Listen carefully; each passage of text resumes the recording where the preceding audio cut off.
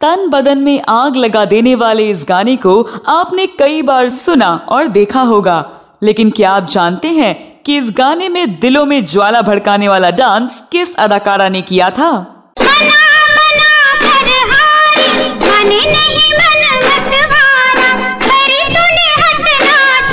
क्या आप बता सकते हैं कि यह गाना गाकर हीमान धर्मेंद्र को रिझाने वाली हसीना कौन है?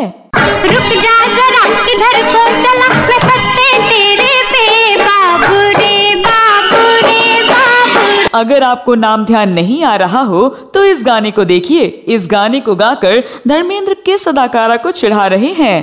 सर पर लंबा टोप लेके आएगा, चोंच जैसी नाक पे खुज। तो चलिए मैं आपको बता देती हूँ कि इन गानों पर अदाकारी करने वाली खूबसूरत हसीना है सेल्वी जे जयललिता, जो बाद में तमिलनाडु की 6 बार मुख्यमंत्री बनी। यह तो ज्यादातर लोगों को पता है कि जयललिता राजनेता बनने से पहले तमिल, कन्नड़ और तेलुगु फिल्मों की बेहद सफल अभिनेत्री रही थी, लेकिन काफी कम लोग जानते हैं कि उन्होंने हिंदी फिल्मों में भी काम किया था, जो कि काफी हिट रही थी। और फिल्म में उन पर फिल्माया गया एक गीत हिंदी सिनेमा के सदाबहार डांस सॉन्ग में शुमार किया जाता है।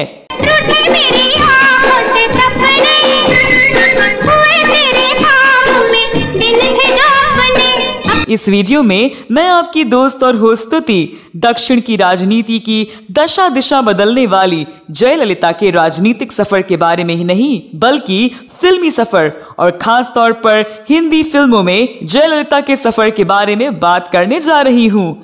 तो आप बने रहिए हमारे साथ।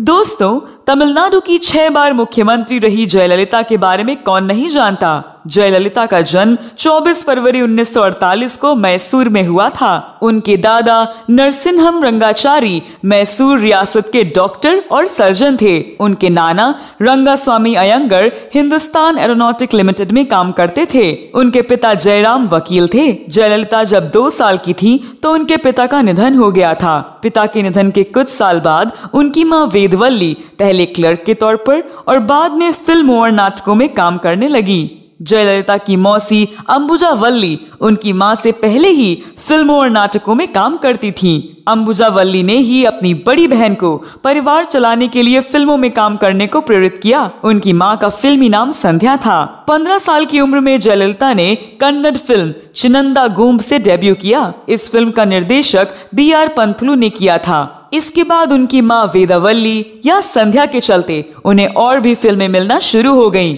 मालूम हो कि वेदावल्ली खुद भी एक फिल्म एक्ट्रेस थी। जयललिता पढ़ने में बहुत तेज थी। 10वीं की परीक्षा में उन्होंने तमिलनाडु में पहला स्थान हासिल किया था, लेकिन उनकी मां ने उन्हें फिल्मों में काम करने को मजबूर किया। जयललिता ने 1961 में कन्नड़ फिल्म से अपने करियर की शुरुआत की।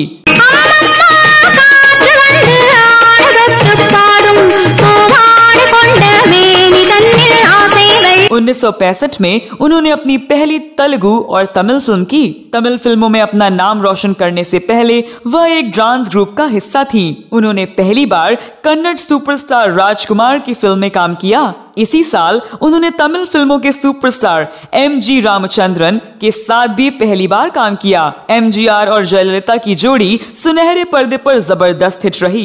दोनों ने एक साथ 28 फिल्मों में लीड रोल किया। जयललिता ने अपनी आखिरी फिल्म 1980 में की और उसके बाद वो पूरी तरह से राजनीति में जम गईं। अपने करीब 20 साल लंबे फिल्मी करियर में उन्होंने करीब 300 फिल्मों में काम किया। जयललिता बाल कलाकार के तौर पर एक हिंदी फिल्म में काम कर चुकी, लेकिन बालिक कलाकार के तौर पर उनकी पहली और आखिरी फिल्म रही 1968 में आई टी प्रकाश राव की फिल्म इज्जत।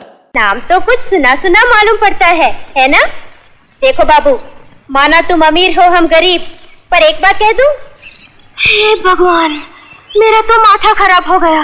तुम्हारी शक्ल का एक लड़का इधर आया है, जब भी मैं धोखा खा गई। फिल्म की कहानी प्रेम त्रिकोण पर आधारित थी। फिल्म में जयललिता, धर्मेंद्र और तनुजा मुख्य भूमिकाओं में थे। फिल्म में बलराज साहनी और महमूद भी सहायक भूमिकाओं में थे।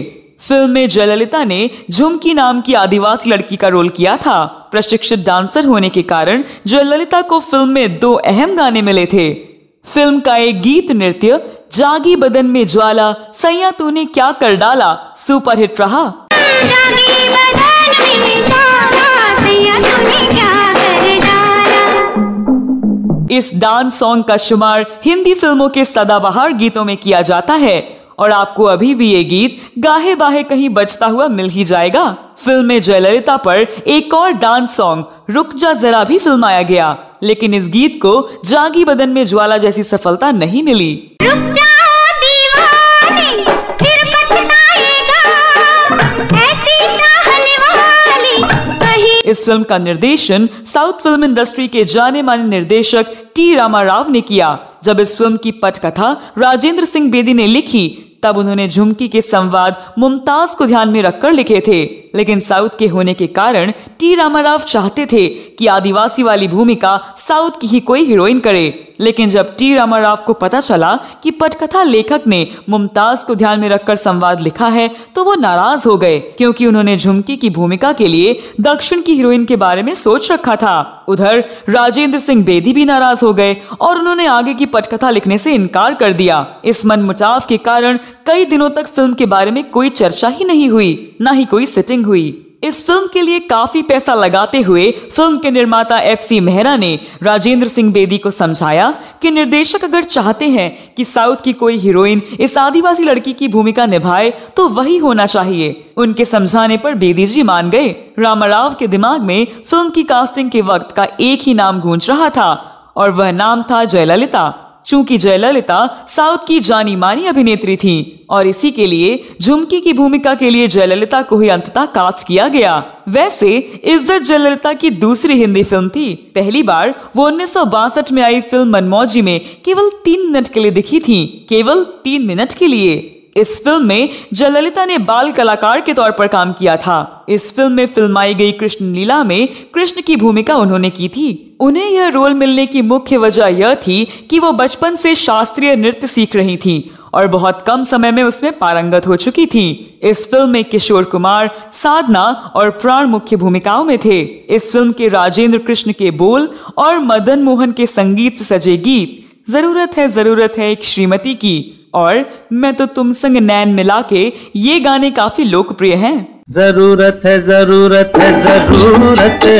एक श्रीमती की कलावती। आपको बता दें कि 6 बार मुख्यमंत्री बनने वाली जयललिता ने कभी शादी नहीं की। इसको लेकर तमाम तरह की बातें भी हुई। हालांकि उन्होंने सुधाकरन को गोद लिया था और उन्हें अपने सगे बेटे की तरह ही प्यार करती थीं। कहा जाता है कि जयललिता राजनीति में अपने गुरु MG रामचंद्रन के कहने पर आई। उन्होंने रामचंद्रन की पार्टी ऑल इंडिया अन्ना द्रविड़ मुन्नेत्र कडनम से सियासत की शुरुआत की। 1984 से 1989 के दौरान वो तमिलनाडु से राज्यसभा सांसद भी रहीं। साल 1991 में वो पहली बार तमिलनाडु की मुख्यमंत्री बनी और इसी के साथ उन्होंने सबसे कम उम्र में महिला मुख्यमंत्री बनने का रिकॉर्ड बनाया। बता दें कि मुख्यमंत्री पद हासिल करने के बाद उन्होंने सैलरी लेने से इनकार कर दिया था। वह सैलरी के नाम पर सिर्फ 1 रुपया लेती थी।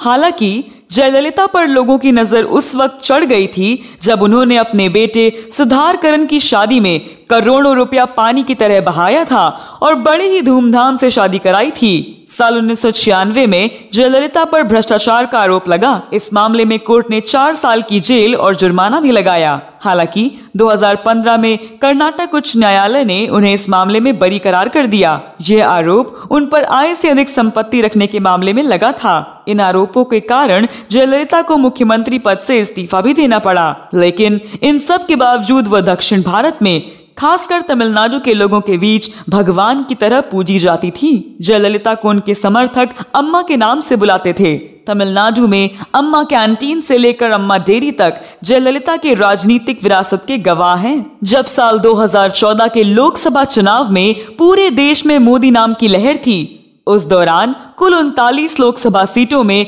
37 सीटें जयललिता की पार्टी AIADMK ने जीती, लेकिन वह लगातार स्वास्थ्य कारणों से जूझ रही थी और 5 दिसंबर 2016 की रात उन्होंने अंतिम सांस ली। तो दोस्तों, आप जयललिता के बारे में क्या कहना चाहते हैं? आपके पास जयललिता से जुड़ी कोई और जानकारी हो तो अवश्य साझा करें। यह वीडियो कैसा लगा कमेंट बॉक्स में जरूर बताएं। अगले वीडियो में मैं फिर फिल्मों, गीतों और फिल्मी हस्तियों से जुड़ी जानी अनजानी जानकारियां लेकर हाजिर हो जाऊंगी। तब तक के लिए नमस्कार।